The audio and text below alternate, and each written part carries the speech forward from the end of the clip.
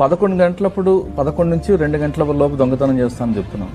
అంటే ఇంటిని ఎంచుకునే ముందు ఆ డబ్బు గల ఎలాగ నువ్వు ఐడెంటిఫై చేస్తావు? సార్ అట్లేం ఉండదు సార్, ఇండివిజువల్ హౌస్ ఉంది.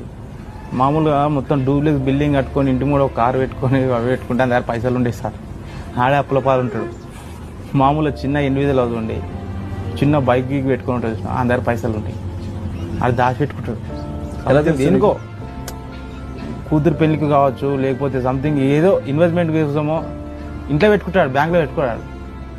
అది నా సొంత వాళ్ళకి ప్రెస్పెక్ట్ అవుతుంది.